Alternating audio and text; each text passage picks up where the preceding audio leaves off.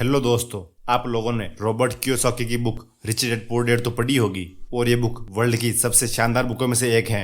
Robert की इस book को काफी पसंद किया, इसलिए उन्होंने इसका पार्ट 2 भी लिखा है जो है rich dad cash flow quadrant guide to financial freedom. बहुत सारे लोगों ने रिच डैड पुअर डैड तो पढ़ी है पर वो इस बुक को मिस कर देते हैं, लेकिन ये बुक भी बहुत ही इंपॉर्टेंट है क्योंकि इस बुक में रॉबर्ट डीपली बात करते हैं कि कैसे हम अपनी फाइनेंशियल लाइफ को इम्प्रूव करके फाइनेंशियल फ्रीडम हासिल कर सकते हैं। तो चलिए इस बुक के इंपॉर्टेंट लेसन को मैं आपके साथ शेयर करता हूँ। कैश फ्लो क्वाड्रेंट के बारे में बात करते हैं। दोस्तों, हमारी डेली लाइफ में बहुत सारे खर्चे होते हैं और उन खर्चों को पूरा करने के लिए हमें कोई ना कोई तरीका निकालना पड़ता है इनकम कमाने के लिए। रॉबर्ट ने हम सभी को इन क्वाड्रेंट में डिवाइड किया है। मुझे पूरा यकीन है कि आप इन 4 में से एक क्वाड्रेंट में जरूर होंगे।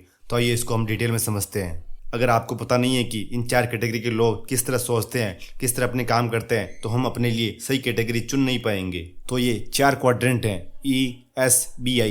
ई क्वाड्रेंट में सबसे ज़्यादा लोग आते हैं। दुनिया के ऑलमोस्ट 90% से भी ज़्यादा लोग इस कैटेगरी में आते हैं, लेकिन इनके पास दुनिया की 5 से 7% वेल्थ ही हैं। ये लोग वो हैं जो जॉब करते हैं और इनकी लाइफ का प्राइमरी फोकस होता है अपने जॉब की सिक्योरिटी। इस कैटेगरी में सबसे ज़्यादा लोग इसलिए होते हैं क्योंकि हमें बचपन से ही इस कैटेगरी के लिए तैयार किया जाता है। पेरेंट्स हमेशा हमें यही कहते हैं कि बस ग्रेजुएशन कर लो और एक डिग्री ले लो सिक्योर जॉब के लिए। इसीलिए इस कैटेगरी के लोग जिंदगी भर जॉब ही करते हैं और इससे बाहर वो सोच भी नहीं पाते। ऑथर के हिसाब से इस कैटेगरी में रहकर अमीर बनना बहुत ही ज़्यादा मुश्किल है क्योंकि शुरुआत में आपकी सैलरी कम होती है तो ऑब्वियसली आपकी सेविंग्स भी कमी होगी और लोगों के डिजायर्स बहुत बड़े होते हैं। इसीलिए लोग शुरुआत में लोन की तरफ चले जाते हैं। जैसे उनको घर बनवाना है तो लोन ले लिया, कार लेनी है तो लोन ले लिया। जैसे उनकी सैलरी बढ़ती है उनके खर्चे और बढ़ते जाते हैं। ये लोग इन्वेस्टिंग के बारे में सोचते नहीं है। इसके नीचे वाले क्वाड्रेंट S जिसमें सेल्फ एम्प्लॉयड लोग आते हैं, जैसे डॉक्टर, लॉयर्स, शॉप के ओनर। ऑथर यहाँ बताते हैं कि ये वो लोग होते हैं जो खुद अपना टाइम बेच के पैसा कमाते हैं। बस फर्क सिर्फ इतना है कि इन लोगों का कोई बॉस नहीं होता। सबको लगता है कि ये जॉब नहीं कर रहे पर असल में ये जॉब ही कर रहे होते हैं। बस ये लोग अपना जॉब खुद कंट्रोल करते हैं। इनको भी ये जिस दिन काम करते हैं उन्हें उसी दिन की सैलरी मिलती है। तो दोस्तों, ये थे लेफ्ट साइड के 2 क्वाड्रेंट। अब आते हैं राइट साइड में B यानी बिजनेस ओनर्स। इनका फोकस होता है इंटेलिजेंट लोगों को अपनी कंपनी में जॉब देकर उनसे काम कराने का। अगर इनके पास पैसा नहीं भी होता है फिर भी ये बड़े बड़े इन्वेस्टरों से पैसा उधार लेकर अपना बिजनेस स्टार्ट करते हैं। ऑथर के हिसाब से ये अमीर बनने का सबसे बेस्ट तरीका है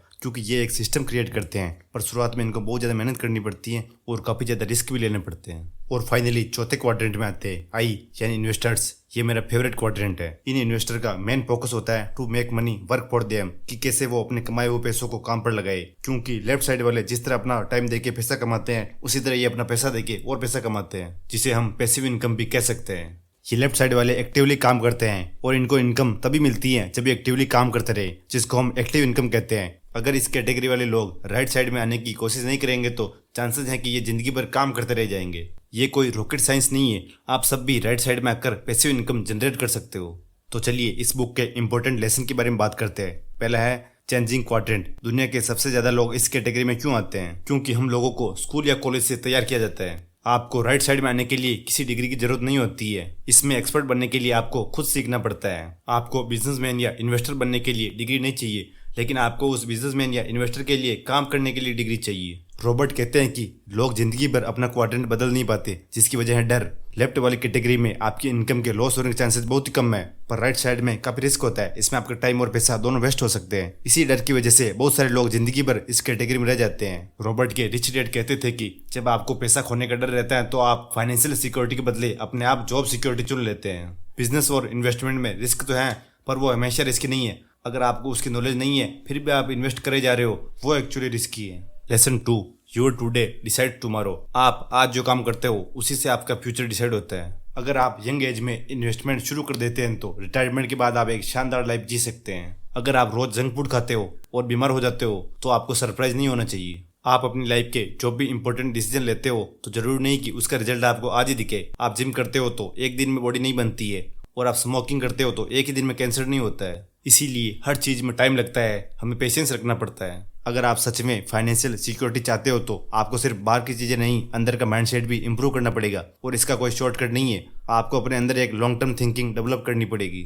lesson 3, use the job, don't let the job use you. Robert कहते हैं कि आपको अच्छी सिक्योरिटी वाला जॉब ढूंढने की जरूरत नहीं है क्योंकि जॉब सिक्योरिटी हमारे हाथ में है ही नहीं, हमारे हाथ में है फाइनेंशियल सिक्योरिटी। और हमें ऐसी चीज पर फोकस करना चाहिए जो हमारे कंट्रोल में है। जैसे हम यंग होते हैं तो उस समय हमारे पास इतने सारे पैसे होते नहीं है इन्वेस्ट करने को, तो उस समय हमें कोई छोटा मोटा बिजनेस स्टार्ट कर लेना चाहिए। आप सबने वो कहावत तो सुनी होगी, a journey of 1000 miles begins with a single step. पर रॉबर्ट कहते हैं कि a journey of 1000 miles begins with a baby step. आपके पहले कदम पर चांसेस हैं आप गिर भी सकते हो, यानी लॉस हो सकता है, लेकिन जिस तरह एक बच्चा गिव अप नहीं करता है चलने की प्रैक्टिस में, तो आपको भी गिव अप नहीं करना है। Lesson 4, true wealth. अमीर दिखने में और एक्चुअली अमीर रहने में बहुत ज़्यादा फर्क होता है। बहुत लोगों के पास दिखाने के लिए बहुत सारी चीज़ें होती है, जैसे लग्जरी कार, शानदार घर, महंगा मोबाइल, लेकिन उनके एसेट्स वाले कॉलम में कुछ भी नहीं होता है, क्योंकि ये सब चीज़ें उन्होंने लोन पर ली हुई होती हैं। इसके लिए उन्हें प्रिंसिपल के साथ इंटरेस्ट भी पे करना पड़ता है। इसीलिए अगर आपको अपनी ट्रू वेल्थ को काउंट करना है तो आप ये सोचो कि अगर आपकी सैलरी आज बंद हो जाए तो आप कितने समय तक जीवित रह सकते हो।